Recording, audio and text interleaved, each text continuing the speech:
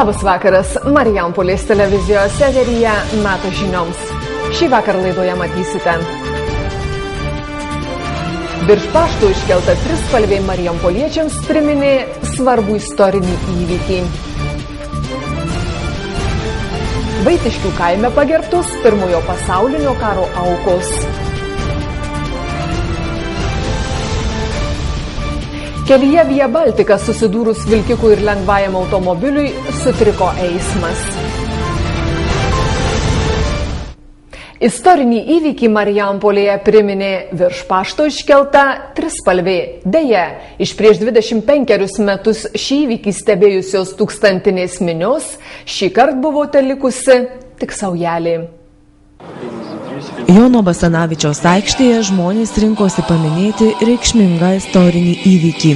1988 metais spalio 30 dieną ant Marijampolės pašto stogo suplevėsavo trispalvė. Nepriklausomybės daigas, liudijantis, kad permainų vėjai jaučia. Dabar praėjus 25 metams daug kas pasikeitė ir valstybėje, ir mūsų mieste, ir širdyse. Iš tądien miesto aikštėje istorinį įvykį stebėjusios tūkstantinės minios šįkart stebėti trispalvės iškėlimo pakartojimą prie pašto būriavosi tik saujelė. Tačiau, kaip sakė kalbėjęs Stasys Daugėla, didelėmis miniomis renkamės tada, kai ištinka didelės bėdos. Taigi, kad dabar mūsų nedaug, tikriausiai reiškia, kad didelių bėdų nebėra. Aišku, būtų malonu, jeigu minia žmonių tyvuliuotų iki pat tos vietos, kur važiuoja mašinos. Bet tegul ta minia tyvuliuoja mūsų širdyse, mūsų akyse. Noriu pasidžiaugti tuo, kad čia esame, kad matome tą vėliavą, kuri tada buvo iškilmingai ir taip visų palydint net su ašaromis akyse pakelta ant šito pastato, ant įmontuoto šitame pastate stiebo. Ir malonu, kad mes galime prisimindami tą šventę vėl pamatyti vėliavą pakylančią ant šito stiebo. Trispalvę, kaip ir prieš 25 metus, iškėlė Paulius Uleckas. Tiesa, virš pašto dabar plevėsuoja ne ta pati vėliava, kuri buvo iškelta tąkart. Istorinė trispalvė saugoma muziejuje.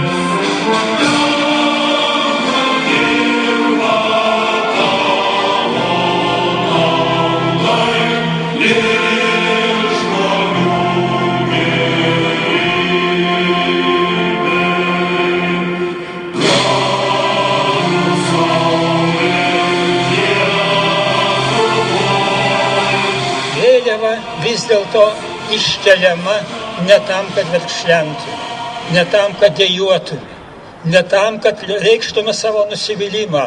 Vėliava turi mobilizuoti, turi telkti. Ir vis dėlto šiandien, prisimindami tą prieš 25 metus tai, kas vyko čia, mes vis dėlto negalime sakyti, kad mes esam šiandien nusivylę.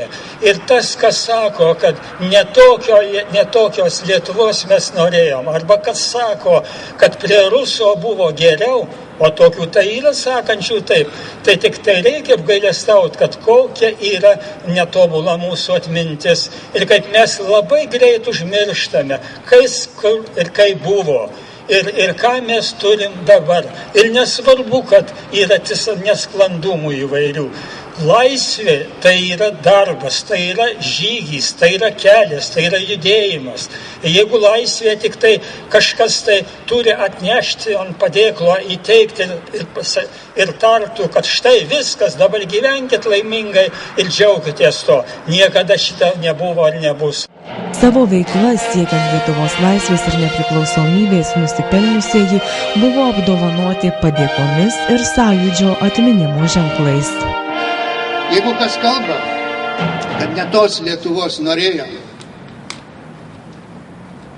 manau, kalba tie, kurie norėjo, kad ją kažkas duotų. Niekas nieko neduoda. Viską reikia padaryti, uždirbti, padirbti, galų gale iškentėti.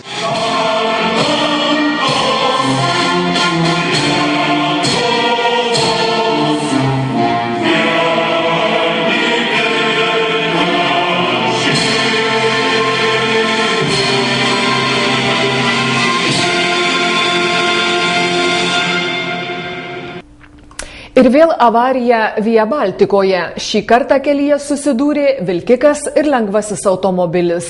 Eismo įvykyje sužalojimus patyrė lengvosios mašinos vairuotoja. Dėl avarijos magistralėje kelioms valandoms buvo uždarytas eismas. Šiandien ryte apie 6:30 kelyje Kaunas-Marijampolės Suvalkai 42 kilometre įvyko avarija kelioms valandoms sutrikdžiusi eismą tarptautinėje magistralėje. Vilkiką vairavęs Lenkijos pilietis, lenkdamas kitą sunkvežimį, nespėjo baigti manevro ir galiniu puspriekabės buferiu užkabino priešingą eismo juostą važiavusį Peugeot. Nuo smūgio lengvasis automobilis apsisuko ir atsidūrė priešais lietuvio vairuojamą sunkvežimį DAF. Peugeot susidūrimo metu nuskriejo į griovį. Per avariją nukentėjo 24 metų Peugeot vairuotoja. Buvo stipriai apgadintas jos automobilis. Policijos pranešimu avarija įvyko pažeidus lenkimo taisyklės. Visi vairuotojai buvo blaivūs.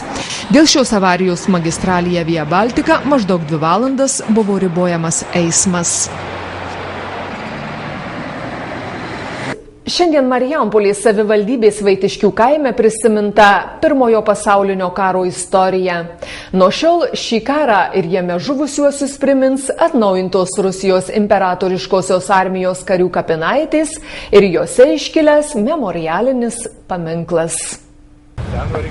Lygiai prieš 95 metus lapkričio 11 baigėsi pirmasis pasaulinis karas. 4 metus trukę karo audros nusinešė 21 milijoną žmonių gyvybių. Štai čia Vaitiškių kaime buvo palaidotos jo aukos Rusijos imperatoriškos armijos kariai.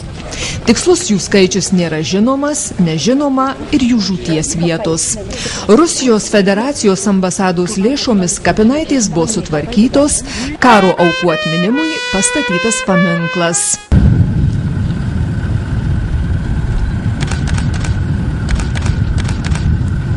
Rusijos federacijos ambasados atstovas Denis Golenko dėkojo visiems, kurių rūpesčių buvo įamžintas rusų karių atminimas.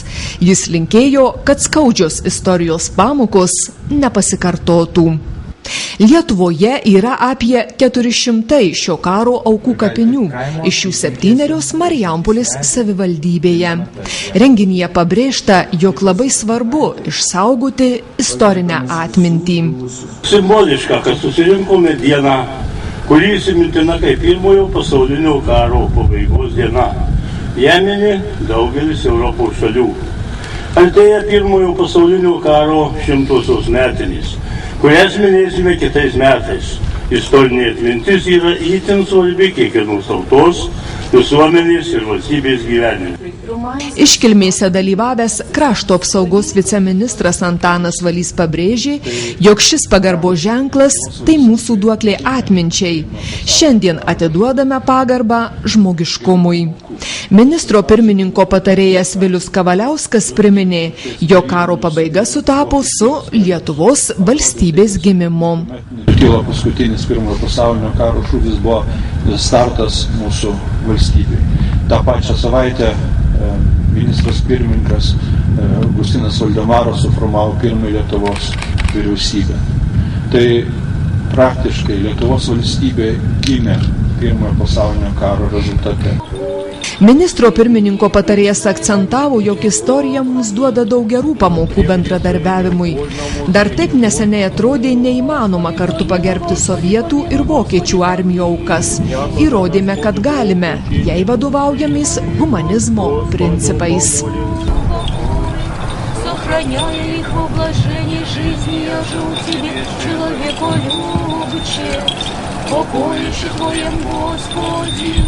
И где же все святые Твои упокоиваются?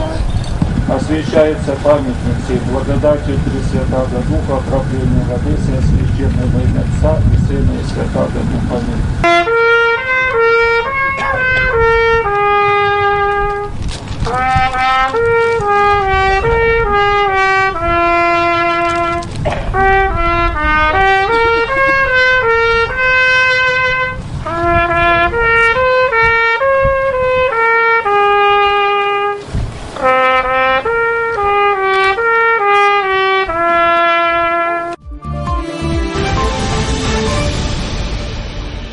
Savaitgalį Marijampolės policijos pareigūnus kreipęsis gyventojas pranešė apie kraupų radinį.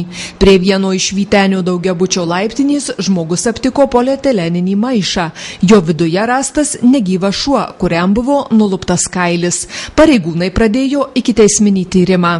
Policija taip pat tyria, kas sužalojo šunį Buktos kaime. Į policiją kreipėsi šio kaimo gyventoja pastebėjusi savo sužalotą šunį.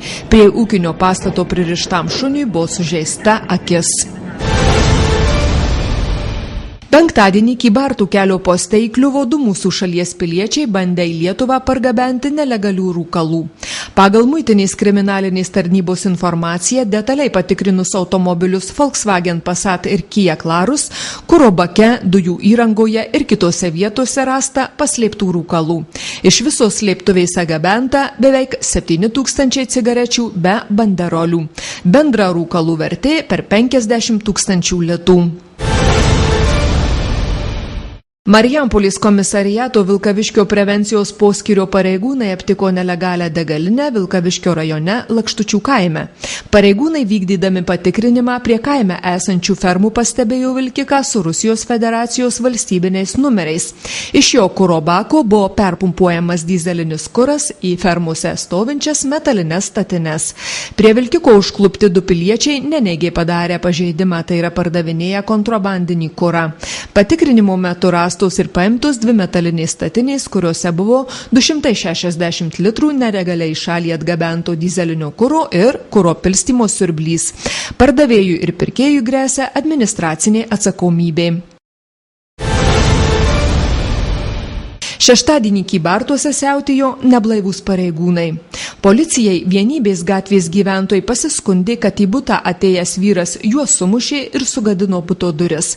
Policijos departamentas praneša, kad šia veika įtariamas neblaivus valstybės sienos apsaugos tarnybos Lazdijų rinktinės pasienietis uždarytas į areštinę. Kartu su juo buvęs taip pat neblaivus kolega apklaustas. Vyksta tyrimas. Buvusi ilgametė Marijampolės aukštesniosios pedagoginės mokyklos dėstytoja Nijolė Gruodienė pėdsaką paliko daugelio auklėtinių širdyse. Tai įrodė pedagogės 70-mečio proga jos pagerbti susirinkusios buvusios mokinės iš visos Lietuvos. Nijolė Gruodienė aktyvi marijampolietė, ilgametė muzikos pedagogė, be kurios nepraeina beveik ne vienas miesto kultūrinis renginys, šventė garbingą 70 metų jubiliejų. Ypatingas šis gimtadienis poniai Nijolei buvo ne tik dėl to, kad sukaktis išties garbinga. Iki širdies gelmių pedagogę sujaudino ir sugraudino buvusių jos auklėtinių Marijampolės aukštesniojoje pedagoginėje mokykloje dėmesys. Praėjus ne vienam dešimtmečiui moterys ne tik nepamiršo buvusios dėstytojos, bet ir suvažiavo iš įvairiausių Lietuvos kampelių pagerbti pedagogę ir kartu paminėti gražią sukaktį.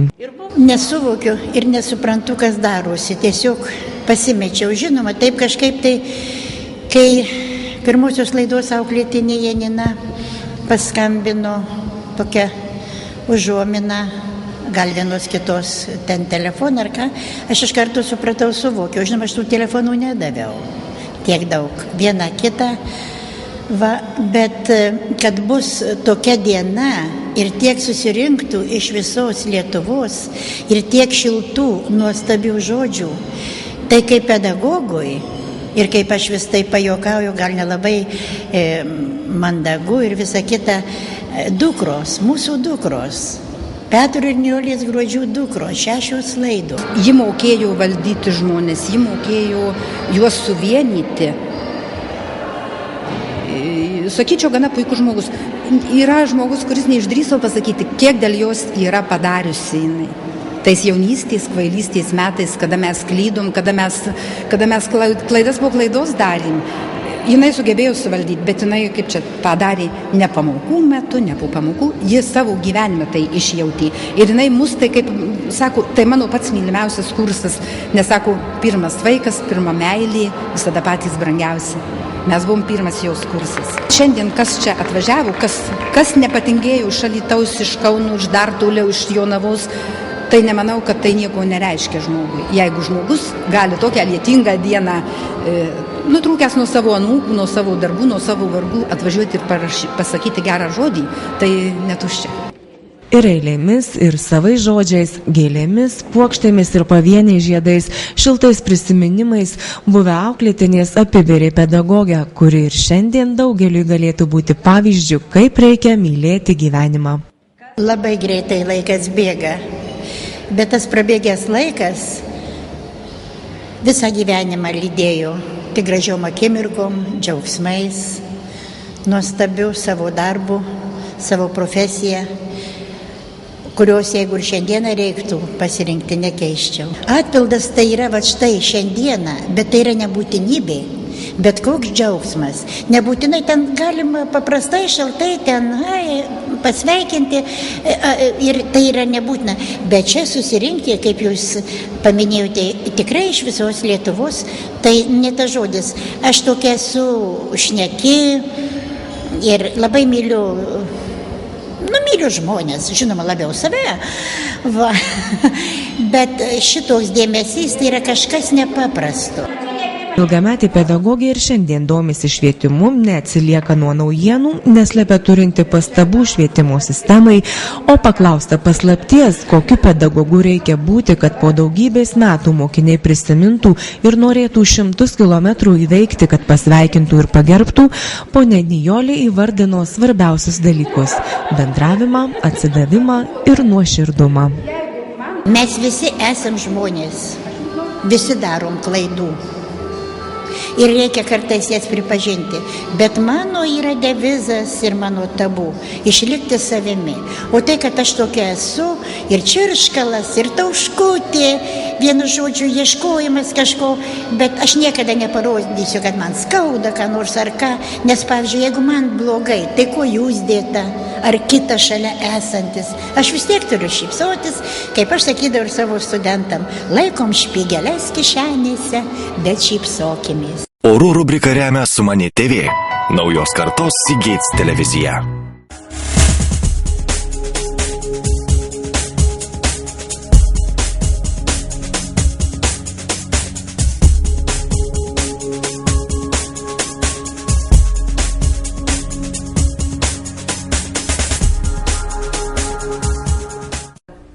Čia buvo Marijampolės televizijos žinios. Dėkoju už dėmesį, visiems linkiu geros darbo savaitės.